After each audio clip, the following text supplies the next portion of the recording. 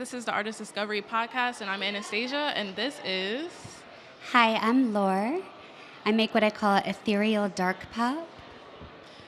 That's super dope. So we're just going to kind of get into a little bit of what Laur is about in terms of your music and your style. It's super interesting, super ethereal. So can you just kind of tell us a little bit more about your style and how you really sort of get into your rituals to create music? Absolutely. So my music is akin to FK Twig, Sev DeLisa, Bjork, Kate Bush, sort of that realm.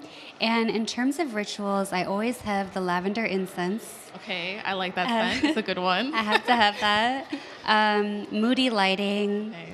I live right by Prospect Park. This is a new development. Okay. And I'm originally from Vermont. I've been in Brooklyn for 10 years, but I'm like from the woods. So wandering through the park, listening to the owl helps me get in the zone. Yeah, really get into that vibe of your music and just how everything's supposed to be. I love that you always set the mood for when you do music, or even when you do like your releases. You had a release the end of last year called Night Bloom, and you did a super dope release party for it. I remember I went. It was super, definitely fit the vibe of your album, the visuals that you showed. Could you tell us a little bit more of how you planned that out? Absolutely. Yeah, it was so great to have you there. So I wanted to create an immersive experience for the work, and a place where people could just relax and listen to the music. So I work for the Brooklyn Conservatory of Music. That's my day job. Oh, super dope. Shout out to an artist full-time job. What do you do at the conservatory, actually? Yeah, so I manage our studio rental program called the Studio Collective. So shout out, artists can book studios there for 10 to 15 an hour. They're not recording their they're not recording their practice, but each room has a Steinway piano. So they're like really lovely for writing. And I do many other things there because it's nonprofit life. Right. But it's a great jack of all trades artist, giving back to the music community. Yep. Got to. So they have a garden space, and so I was able to set up with them to host the event there. And I really just thought about what kind of experiences can I bring to that space, on a budget, DIY. So I got a tarot card deck. I literally wandered around the neighborhood looking at fruit prices, going to different stores and blueberries are on sale here, strawberries, and I got fruit and chocolate and just I always think about what is the simplest way that I can achieve something special that,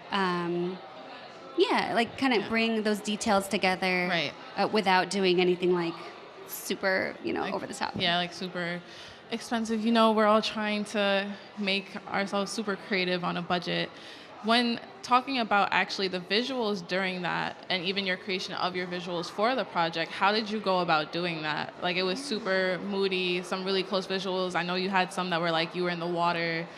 How was that process for you?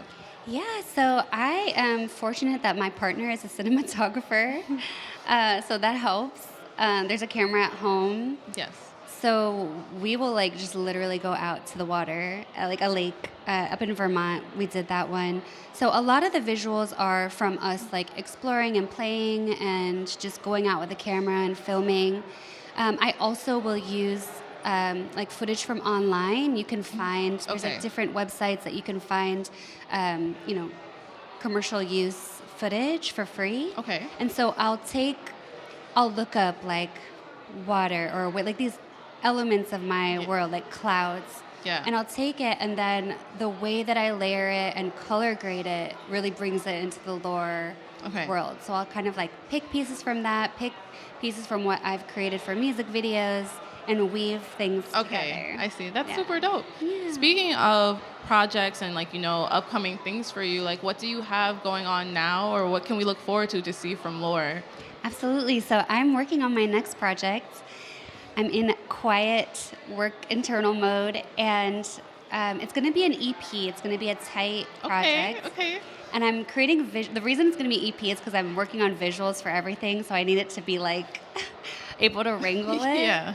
But what I'm doing right now is I'm building miniature worlds that I'm going to film with green screen. Oh, and okay. then green screen myself into. So like I'm building a floating cloud world. Okay. So that sounds super interesting. I really am excited to see it now. Yeah. So I'm like at home like making little trees and like pulling things together. So it's going to be a technical challenge for me once I get into like the true filming of it. But I'm excited. That's like what I'm doing this winter. And then my plan is to release this next year with an immersive event. So something like I did for Night Bloom, bring everyone together, hopefully bring some more artists in as well. I have other artists who are interested in being part of it. I'm just working out like event space, funding, like all of the things that I definitely get it. It's such a process, but I'm looking forward to seeing that next year. Yes, Okay. You'll be getting the invite. Yeah, you already know. So you guys know if you guys really want to get into the Laur universe, we're gonna share her socials with you. Where can they find you best? Yes, so you can find me on social media at Laur Muses. That's LaurMuses, Laur Muses. I also have a website, lauramusic.com. And we'll love to connect with you there. Well, this has been great. I hope that all of you guys join the Laur universe and stay tapped in with the Digilogue for our Artist Discovery podcast. And thank you so much for being here. Thank you. I really appreciate it. All right. Thank you.